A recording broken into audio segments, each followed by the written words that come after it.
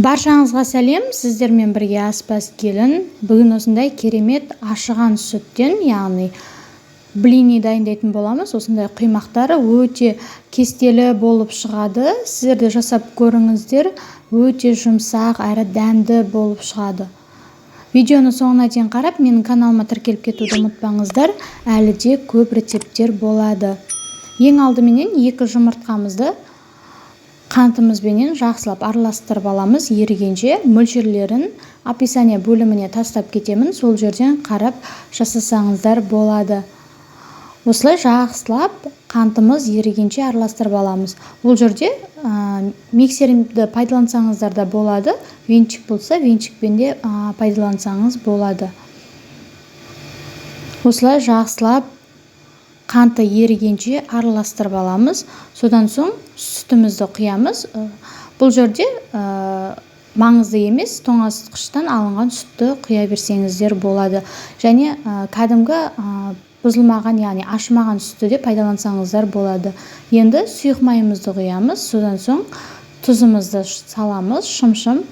Осылай жақсылап араластырып аламыз біркелкі болғанша. Содан соң ұнымызды міндетті түрде електен өткізіп саламыз және үстіне жарты шай қасық қопсытқыш, яғни разрыхитель саламыз.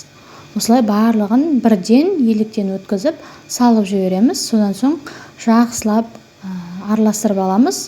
Яғни түйіршіктері қалмауы керек. Осы жерде процесті тездетіп миксермен араластырып жасасаңыздар да болады.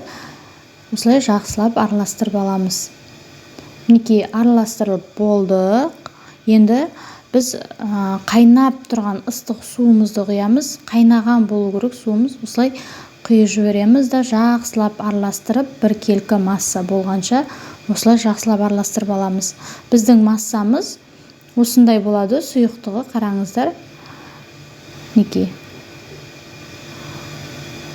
Енді табамызды қатты қыздырып аламыз, содан соң барып саламыз. Кішкене майлап алсаңыздар болады табаңызды. Мінекей қараңыздар, өте кестелі, әдемі болып шығып жатыр. Мінекей.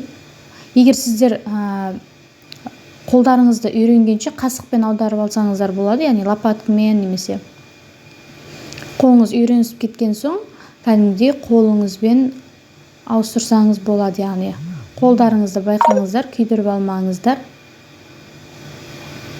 Осылай жақсылап екі жағын қызартып пісіріп алатын боламыз.